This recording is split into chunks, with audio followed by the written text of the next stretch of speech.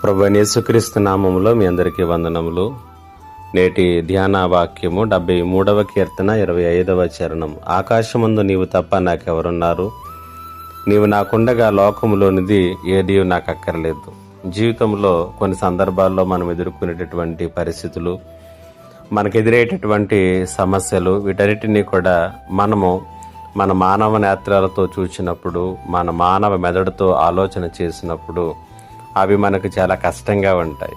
అయితే మనము మన పరిస్థితులను చూసినట్లుగా దేవుడు ఎప్పుడు కూడా వాటిని చూడడు, వాటిని గురించి ఆలోచన చేయడు.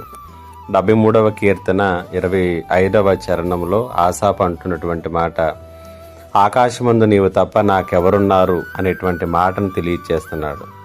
ఈ మాటలు అనడానికి కారణం ఏంటంటే, ఈ కీర్తన రచించినటువంటి ఆసాపు లోకములో దేవుడంటే భయం లేనటువంటి వారు ఎటువంటి యాతనలు లేకుండా జీవించడం చూశాడు. అందరినీ తృణీకరిస్తూ గర్వంగా జీవిస్తున్నటువంటి వారు వారి యొక్క జీవితాల్లో ఆనందంగా ఉండడం చూశాడు. ఇక నీతి, యథార్థత, పరిశుద్ధత అనుకుంటూ జీవించే వారందరికీ కూడా బాధలు, శ్రమలు, కష్టాలు అనుదినము కలగటాన్ని అతడు చూచి ఉన్నాడు.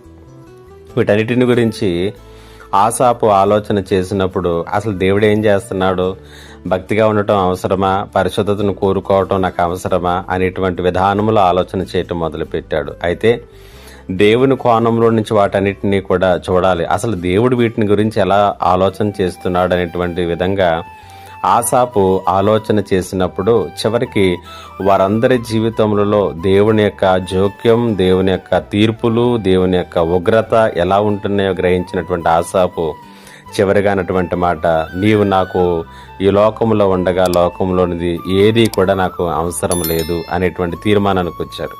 ఈరోజు నీవు కూడా నీ పరిస్థితులను, నీ సమస్యలను, సమాజంలో ఉన్నటువంటి పరిస్థితులను చూస్తున్నప్పుడు దేవుడు ఏం చేస్తున్నాడు, నేను ఇంత యథార్థంగా, నీతిగా, పరిశుద్ధంగా ఉండటం అవసరమా అని అనిపించవచ్చును. దేవుని వైపు నుంచి చూడు. ఆయన నువ్వు చూసినట్లుగా చూడడం, నువ్వు ఆలోచన చేసినట్లుగా ఆలోచన చేయడు. ఆయన దేని కొరకు వాటిని అనుమతించాడో వాటి వెనక ఆయన ఉద్దేశాలు ఏంటో గ్రహించు. దేవుడి మాటల చేత మిమ్మల్ని బలపరచునుగాక. ఆమేన్. మా దేవా నీకు వందనాలు. ఈ మాటల చేత ప్రతి ఒక్కరిని కూడా బలపరచమని, ధైర్యపరచమని యేసు నామములో అడుగుచున్నాను తండ్రి. ఆమేన్.